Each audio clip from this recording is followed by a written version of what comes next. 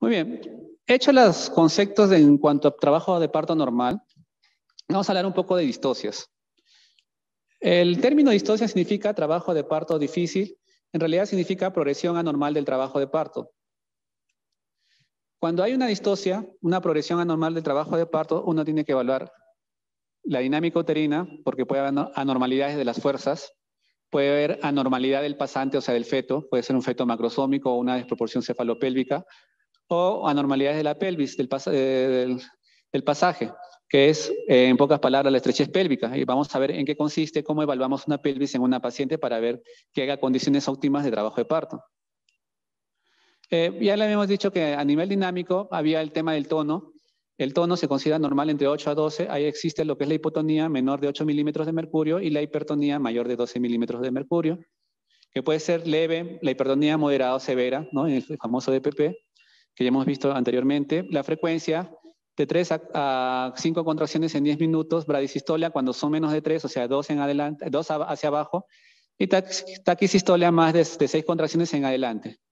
Y la intensidad, acuérdense, 30 a 40 milímetros de mercurio en fase de dilatación y 60 a 70 en fase expulsiva, en parte expulsiva. Muy bien. Existe el tema de la hipodinamia y el tema de la hiperdinamia. En cuanto a la hipodinamia, tiene que haber hipotonía, bradisistolia e hiposistolia, simplemente no hay progresión del trabajo de parto. La hiperdinamia, hipertonía, taquisistolia e hipersistolia. Ambos extremos hay que tener cuidado, porque ambos pueden condicionar un resultado adverso perinatal.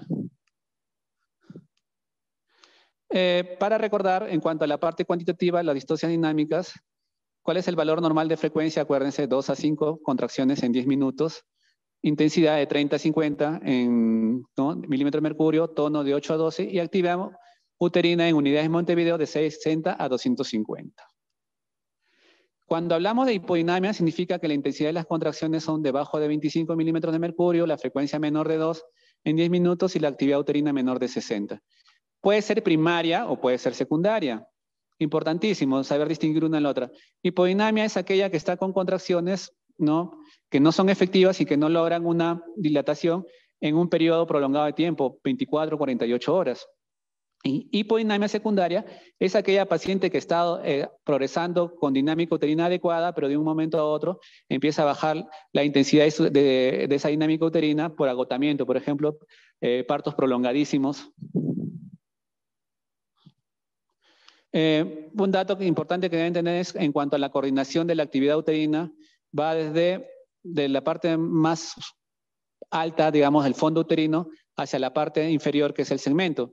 En algunos casos es al revés y eso se llama inversión de la gradiente, incoordinación uterina.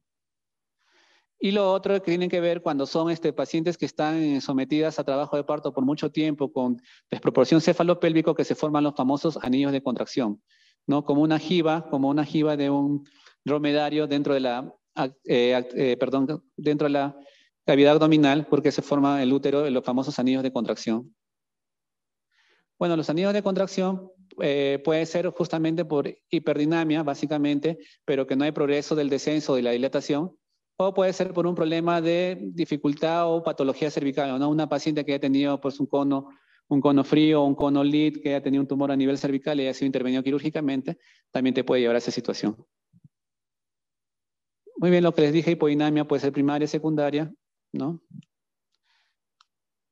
Vamos a hablar importantemente, y es lo que necesito que empiecen a evaluar sus pacientes en atención primaria, la desproporción fetal pélvica. Primero, la desproporción fetopélvica es una evaluación dinámica en trabajo de parto. No se hace evaluaciones fetopélvicas desproporcionales en no trabajo de parto. Se tiene que ver y para eso también evaluamos en el partograma. Puede ser por un feto grande o por una pelvis reducida, ¿no? Y para eso vamos a ver lo que es las contracciones pélvicas, ¿no? Lo que llaman las estrechez, ¿no? Acuérdense que la pelvis tiene tres estrechos o tres elementos, el estrecho superior, el estrecho medio y el estrecho inferior. Hablamos de contracción del estrecho superior cuando el diámetro antero-posterior es menor de 10 centímetros, el diámetro transversal es menor de 12 centímetros y el conjugado diagonal menor de 11.5, ¿no? De 11.5, y el conjugado obstétrico también tendría que ser menor de 10.5. Cuando hay una contractura del estrecho superior, la cabeza no encaja. Entonces, tener mucho cuidado. Yo revisaba historias, cuando hacía auditorías decían, pues, estrechez pélvica superior, pero ponían altura de presentación de la cabeza fetal en 0. Imposible. Cuando hay contractura del estrecho superior, la cabeza no encaja. Simplemente se queda en -3, -4. Así rompas bolsas, ¿no? La cabeza no encajada y lo que va a generar es presión o protrusión de la bolsa amniótica. Esa protrusión de la bolsa amniótica en trabajo de parto con cabeza no encajada puede generar la ruptura, y la ruptura puede generar que la dilatación vaya lenta o simplemente no ocurra, y eso va en pronóstico adverso para el avance del parto.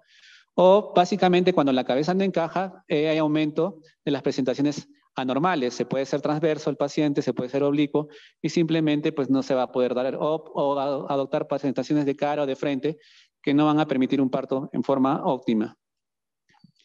Recuerden que cuando hay la desproporción cefalopélvica, recordando, cuando tenemos la adecuada proporción cefalopélvica, el diámetro biparietal coincide con las espinas ciáticas y no hay espacio en la cavidad pélvica al momento del descenso de la cabeza fetal. En cambio, cuando hay la desproporción cefalopélvica, generalmente la cabeza está por encima de la sínfisis pubiana. Recuerden eso en su evaluación, ¿no? La maniobra conmensuradora de Pinar, recuerden eso. Y la bolsa pues va a dejar espacios considerables que pueden presentar como complicación el prolapso o el procúbito de cordón. Tener en cuenta eso. Bueno, ya habíamos hablado del asinclitismo, habíamos hablado del moldeamiento, de cabalgamiento que se da al momento del trabajo de parto. Es un dato muy importante esto. En nulíparas, en un 60% de los casos, la presentación desciende antes del trabajo de parto. Quiere decir que un 40% recién va a descender durante el trabajo de parto. Otro dato es que la cabeza flotante puede determinar que se asuman otras presentaciones. Ahora, en mujeres con contracción pelviana, la presentación de cara y de hombros se ve con una frecuencia de 3 veces mayor, y el prolapso de cordón es de 3 a 6 veces más frecuente. Por eso es importante nosotros hacer nuestra evaluación adecuada de la proporción cefalopélvica, ¿no? Otro elemento a evaluar en la pelvis es la contractura del estrecho medio. En el estrecho medio evaluamos esto: el diámetro transverso o interespinoso o biciático, que debe ser 10.5 centímetros. El diámetro antero-posterior, que es el borde inferior de la sínfisis púbica, con la unión del sacro 4, sacro 5, que debe ser 11.5 centímetros. El diámetro sagital posterior, que es el punto medio interespinoso, y el punto medio en sacro, que debería ser 5 centímetros. Y se considera que hay estrechez, que hay contractura del estrecho medio cuando el biciático con el sagital miden menor de 13.5, cuando el biciático es menor de 10 centímetros, o ahí hay sospecha, pero si el biciático es menor de 8, se llama ya que está contracturado ese estrecho. Es difícil evaluarlo, como le vuelvo a repetir, antes del parto. Generalmente con el partograma y durante el parto, cuando yo veo que la cabeza fetal se queda en forma transversal, ¿no? No llega a pasar las espinas ciáticas, se queda en forma transversal, no llega a descender más de ese punto y persiste, lo más probable es que la contractura sea a nivel del estrecho medio. El estrecho medio también se mide, perdón, acá debe ser contractura del estrecho inferior, ¿ya? Le pido la disculpa del caso, inferior. Se evalúa de dos formas: diámetro bisquiático menor de 8 centímetros y ángulo subpúbico menor de 90 grados. Básicamente la distocia dependerá del diámetro sagital al momento del diámetro sagital posterior de la apertura inferior, en la salida del canal de parto de la cabeza fetal. Es raro, es rarísimo que esté la paciente con estrecho superior óptimo, estrecho medio óptimo y solamente tenga contractura del estrecho inferior en forma aislada. Es rarísimo, es rarísimo. Generalmente el inferior va de la mano del estrecho medio, lo contractura. Otra distocia son las distocias de presentación. Vamos a hablar un poco de la presentación de cara. La presentación de cara viene a ser también llamado deflexión máxima o deflexión de tercer grado. El punto a evaluar al momento del tacto vaginal es que tú palpas el mentón del feto, ¿no? Palpas el mentón del feto. El diámetro que se presenta al extremo del canal de parto se llama segmento bregmático. Segmento bregmático. Las causas básicamente son gran multiparidad, pelvis plana, malformaciones y tumores uterinos y oblicuidad uterina. Puede haber causas fetales como tumores en el cuello del feto, dolicocefalia, fetos grandes o fetos con restricción del crecimiento uterino en los extremos, polidráneos, placenta de inserción baja, circular de cordón o que sean gemelares. En la presentación de cara, recuerden, sínfisis pubiana, sacro, Ajá, promontorio. ¿dónde está? Encima de su Lo cama. que vamos a palpar en el momento del tacto es el mentón. El mentón está hacia la zona del sacro, se llama Por ahí presentación nomás de cara, páralo. variedad mento-posterior. Pero si el promontorio, perdón, si el mentón está en relación hacia la sínfisis pubiana, se llama variedad de cara mento-anterior. De las dos variedades, en las dos variedades, la mento-posterior es la que bajo ninguna posibilidad, bajo ningún punto de vista de anatómico, se va a poder dar el parto natural.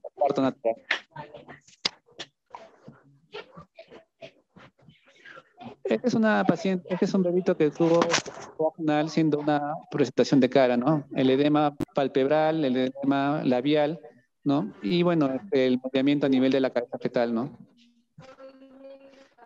La presentación de frente, que es otra variedad, es una posición intermedia entre la flexión, o sea, entre lo normal, y la deflexión total. Le llamamos en la presentación. O sea, la presentación de frente también se puede llamar deflexión de segundo grado. Deflexión de segundo grado. El diámetro que se presenta es el occipito mentoniano y el punto de referencia en el tacto vaginal es la nariz. Nunca es posible un parto vaginal. Por ejemplo, acá estamos, una paciente en trabajo de parto y lo que se llega a palpar es la pirámide nasal, ¿no? Con los rebordes orbitarios. Bueno, la presentación transversa básicamente, la cabeza está orientada hacia los flancos, la cabeza fetal, y lo que se va a mostrar al canal de parto en su gran mayoría son los hombros, ¿no?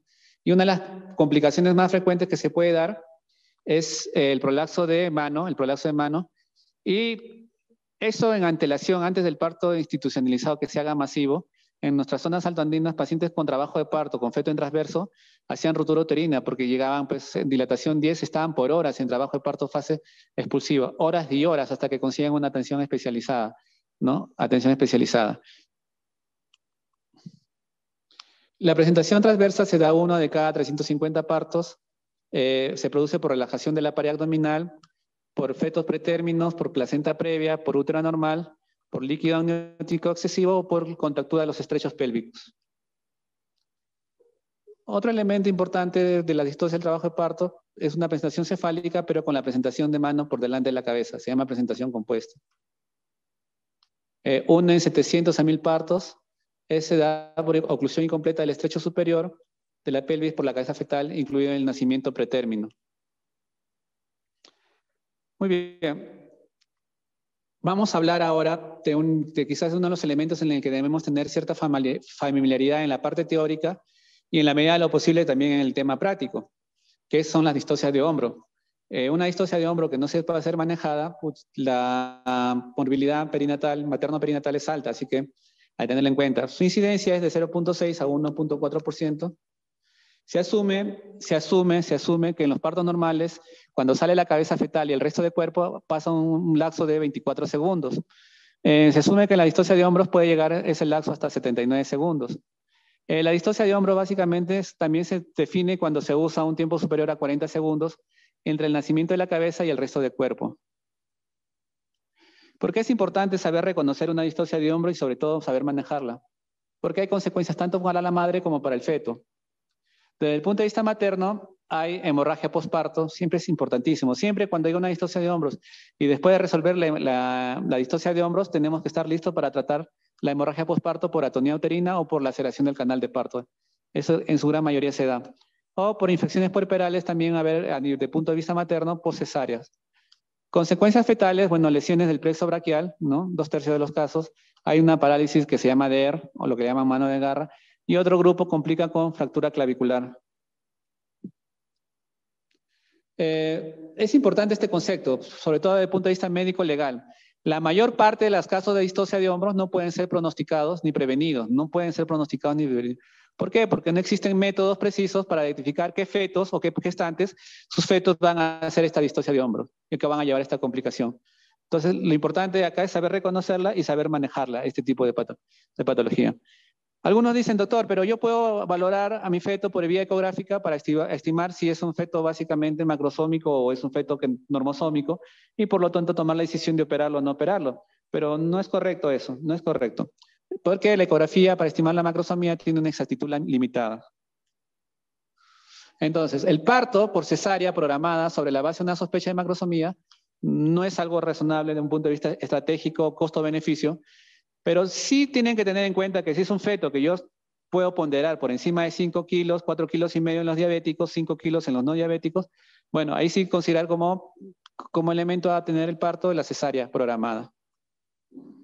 ¿Cómo resuelvo yo una distocia de hombros? ¿Cómo resuelvo una distocia de hombros? ¿Cómo lo soluciono yo? Bueno, hay maniobras de primera línea y hay maniobras de segunda línea y hay maniobras de tercera línea. En realidad, los expertos recomiendan que no es que yo primero hago el paso 1, de ahí voy al paso 2, de ahí voy al paso 3, sino hago lo que mejor sé o lo que yo mejor estoy entrenado, ¿no? Y si no estoy entrenado, tengo que llamar a todo el personal disponible para poder salvar ese caso. Muy bien. Es más o menos similar a la clave roja, que todo el mundo viene a atender a la paciente en una distocia de hombros, también tendría que ser la misma situación, ¿no? Y bueno, las maniobras de primera línea se consideran pues las que se usan en su gran mayoría y con el que el 90% de los pacientes solucionan su problema, que es la maniobra de McRobert. ¿En qué consiste la maniobra de McRobert? Como se ve en la lámina, tengo la gestante en trabajo de parto y flexiono los muslos sobre el abdomen materno, y ese flexionamiento máximo de los muslos sobre el abdomen materno lo que me va a generar es un agrandamiento del canal de parto de 1.5 centímetros. 1.5 centímetros. Ahí ya voy ganando un espacio para descolgar el hombro. Y esta maniobra de McRobert se va a complementar con el apoyo de un asistente. ¿Qué va a hacer el asistente? Va a ubicar la sínfisis pubiana, y por encima de la sínfisis pubiana va a hacer con su puño una compresión suprapúbica. ¿Cuál es el objetivo de la compresión suprapúbica? Desimpactar el hombro, ¿no? Que está enclavado, ¿no? Que está el hombro enclavado. Eso se llama maniobra de Mansati. Muy bien, entonces son maniobras de primera línea. Con esas dos maniobras, básicamente, el 90-95% de la distosia de hombro se soluciona. De segunda línea, tenemos lo que es la extracción del hombro posterior. Un operador entrenado, ¿no? Y la paciente previamente relajada, se recomienda usar atropina en esos casos, ¿no? 0.5 de atropina, ¿no? Hidratar a la paciente y si es posible una analgesia para que se relaje. Con la mano que mejor operativa, la que mejor utiliza, entra por la parte posterior de la pelvis hacia el sacro y busca la mano del feto. Va discurriendo por los hombros fetales, como se ven en la lámina, hasta llegar a la mano fetal. Una vez que hace la mano fetal, lo va levantando paulatinamente y lo va descolgando la mano. Al descolgar el hombro posterior, el hombro impactado se va a descolgar y se produce el parto. Muy bien. Se produce el parto. Recuerden que en la distosia de hombro lo que se produce es la T, la sínfisis pubiana con el hombro. Eso es lo que se produce desde el punto de vista fisioanátomo patológico. Muy bien. ¿Qué significa? El hombro con la sínfisis pubiana queda formando una T y eso es lo que se llama el enclavamiento. Entonces, una maniobra también que se propone son las maniobras de rotación de los hombros impactados. ¿Cómo se llaman esas maniobras? Que son de segunda línea. Una es la maniobra de Gut, que yo igual por la parte posterior ubico el hombro impactado y lo roto en sentido horario, 180 grados, para desimpactar el hombro anterior. Y la otra maniobra es la de Rubin, que es lo contrario, que es ubico el hombro anterior impactado y lo roto en sentido antihorario, ¿no? Para una desimpactación directa, ¿no? Si no funcionaran, ya pues tienes las maniobras de rescate que son un poco cruentas, traumáticas, con alta morbilidad. Una de ellas es fracturar las clavículas en forma bilateral y la otra es recolocar la cabeza fetal en la cavidad pélvica y de ahí sacarlo por cesárea. Eso se llama maniobra de Sabanelli. Miren, acá de toda la gente que conozco en Perú no he tenido oportunidad o les he hecho la consulta y me dicen nunca la han hecho. Cuando fui a un seminario en Colombia, sí me dice el doctor que ha tenido 2 o 3 veces esa oportunidad. Para buena suerte de él no había mortalidad materna, mortalidad fetal, pero sí alta morbilidad. Se infectó la herida operatoria, el sangrado fue bastante, requirió por otra transfusión, pero es una maniobra ya de rescate que tiene mucha mortalidad materno-perinatal. Recordar eso.